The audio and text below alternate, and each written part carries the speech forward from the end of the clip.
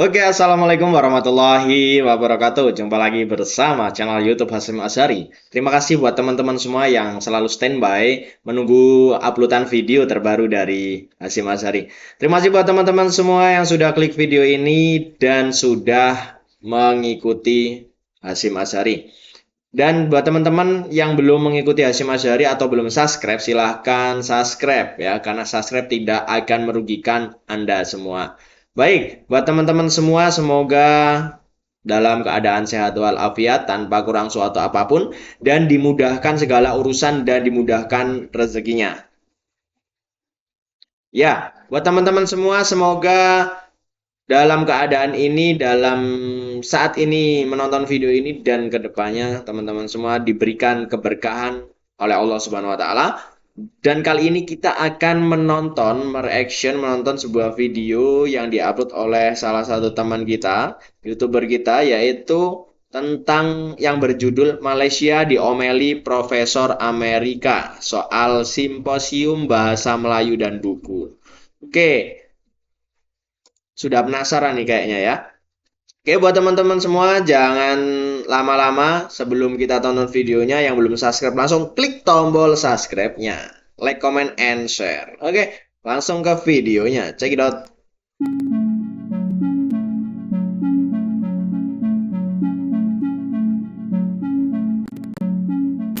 Jadi saya amat berbesar hati dan merasa sangat terkejut dengan sambutan hebat yang diberikan oleh bukan sahaja tokoh-tokoh ilmuwan, malah juga orang ramai. Begitu ramai sekali hadirin yang menyertai simposium ini. Kita ada pelbagai aktiviti, cuma aktiviti utama program adalah pembentangan kertas kerja, kerana ia membabitkan 60 tokoh daripada seluruh dunia yang akan membentangkan kertas kerja masing-masing dalam pelbagai bidang, baik ekonomi, baik undang-undang, baik pengurusan dan sebagainya. Kita ada 15 sidang ya. Hello Wanderers, selamat datang kembali. Masih bersama The Wanderers ya.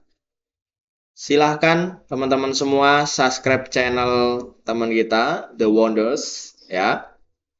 Langsung saja cari di channelnya di pencarian The Wonders ya. Oke, lanjut. Jadi cuplikan sebelumnya itu menyoroti keseriusan Malaysia untuk membuat bahasa Melayu sebagai bahasa ASEAN dan mendunia. Namun berbagai masalah muncul di Malaysia sendiri, di mana orang-orang lebih cenderung menggunakan bahasa Inggris.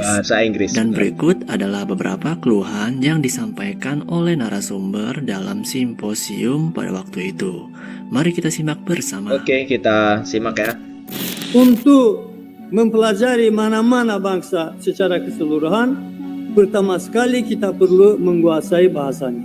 Ya. Beberapa tahun yang lalu saya ikut serta dalam konferensi Minda Islam orang Melayu di Malaysia. Dalam konferensi ini seorang Melayu dari Amerika Serikat mengucapkan pidato mengenai tema tersebut dalam bahasa Inggris. Saya pun bertanya kepadanya, apakah Bapak berbahasa Melayu? Tidak, jawabannya. Bukankah kita sanggup berpikir hanya berkat bahasa? Bagaimana mungkin seorang tidak berbahasa Melayu tetapi membicarakan minda pemikiran Melayu? Di sini juga sering-sering kalau saya bertanya apa-apa kepada orang berbangsa Melayu, sering dijawab dalam bahasa Inggris. Waduh. Ini. Tanya lagi, dijawab dalam bahasa Inggris lagi. Oleh karena itu, mari kita mulai mengantara bahasa Melayu dari dalam negeri. Ya. Nah, benar. Selain itu terdapat keluhan yang lain dari Profesor Amerika yang berkaitan dengan metode pengajaran bahasa Melayu di Amerika. Ayo kita lanjut. Jadi melalui kerjasama itu, kami juga mengadakan program bahasa Melayu sebagai satu bidang tetap dalam kurikulum di sana. Kami dapat dana lagi dari Kementerian Pendidikan untuk membuat kamus bahasa Melayu Inggris online selama 3 tahun. Kami dapat dana lagi dari Kementerian Pendidikan Luar Negeri Amerika untuk membawa mahasiswa yang belajar bahasa Melayu mengikuti program bahasa Melayu di Malaysia selama 2 bulan. Waktu itu saya selenggarakan di Pahang. Orang yang ingin melanjutkan pengetahuannya tentang Malaysia dan bahasa Melayu justru boleh mohon dana lagi dari Kementerian Pendidikan Luar Negeri Amerika. Oke, Amerika yang membiayai pengantarabangsa bahasa Melayu, bukan Kementerian Luar Negeri atau Kementerian Pendidikan Malaysia. Paling meletak orang di Ohio kalau di Amerika, atau di Leiden kalau di Belanda. Ya. Jadi dana itu semua satu program yang sangat sukses. Sudah 3 orang yang belajar dengan saya, walaupun saya hanya di NIU selama 4 tahun 5 tahun. Orang yang belajar dengan sudah 3 orang ambil PhD tentang aspek budaya di Malaysia, ya kan? Tapi itu semua dana dari Kementerian Luar Negeri Amerika, Kementerian Pendidikan di Amerika, bukan dengan dana dari Malaysia. Wah. Saya sangat setuju kerajaan Malaysia yang harus keluarkan dana melalui kementerian yang sesuai untuk menyediakan beasiswa untuk mahasiswa yang mau belajar bahasa Melayu. Tidak seharusnya di Amerika memilih negara yang lebih kecil. Banyak negara di Afrika yang pasti akan mau datang ke sini untuk belajar bahasa Melayu. Saya sendiri menunggu bus di Kajang itu, jumpalah orang dari Burkina Faso dan sebagainya yang datang belajar di sini. Kerajaan Malaysia kalau ingin betul-betul melanjutkan atau maksud saya mengembangkan pengantarabangsa bahasa Melayu itu, bukan melalui setiap tahun ada simposium besar-besar dan sebagainya.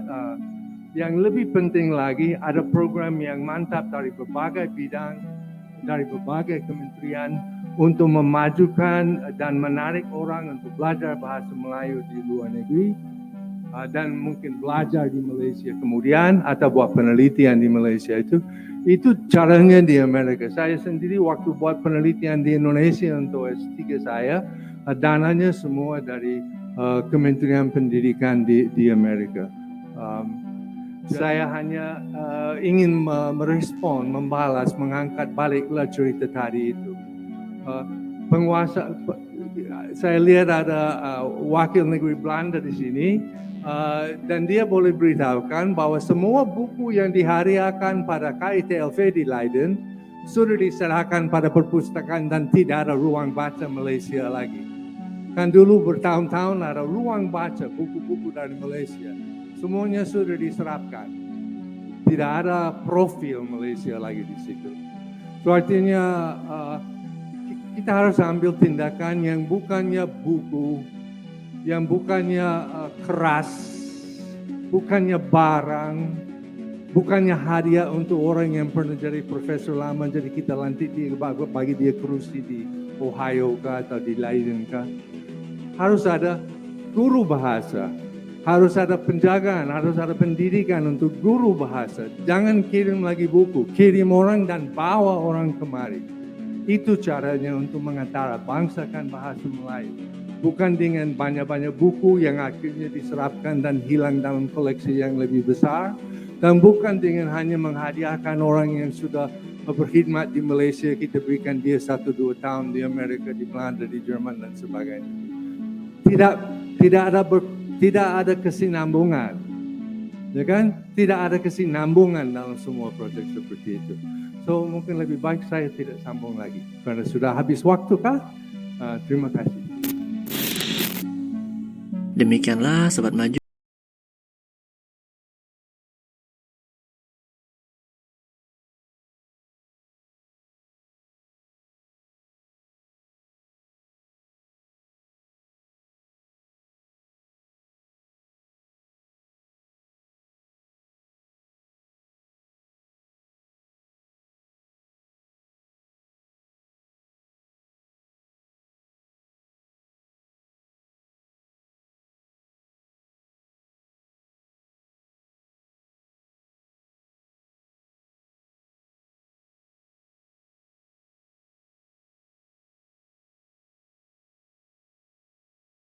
keluhan dari Profesor Amerika Serikat James T. Collins. Kita harapkan dapat memberikan pembelajaran bagi Indonesia dalam mengembangkan bahasa Indonesia di luar negeri. Apalagi sekarang bahasa Indonesia sudah diakui oleh UNESCO sebagai bahasa sidang forum konferensi mereka.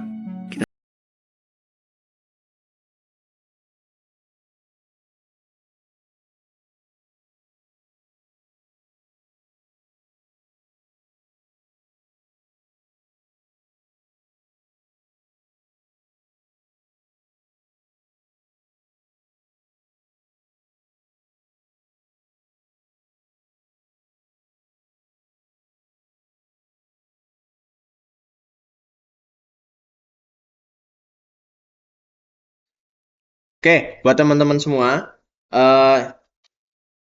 jadi apa yang disampaikan profesor tadi, profesor dari Amerika, itu bahasanya yang saya tangkap itu sama gitu loh. Samanya gini, apa yang diucapkan oleh profesor Amerika, bahasa dan eh, tutur katanya itu malah sama dengan Indonesia, bahasa Indonesia, bukan ke orang-orang Malaysia seperti orang Malaysia berbicara, tapi sama dengan orang Indonesia berbicara gitu ya.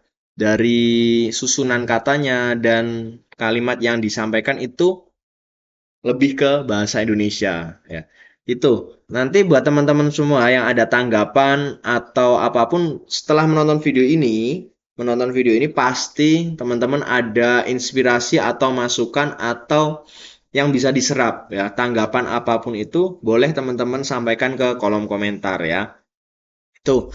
Dan kemudian teman-teman semua, terima kasih yang sudah mendukung channel ini dan yang sudah subscribe dan yang belum subscribe, silahkan subscribe. Terima kasih atas waktunya teman-teman semua sudah menonton video ini.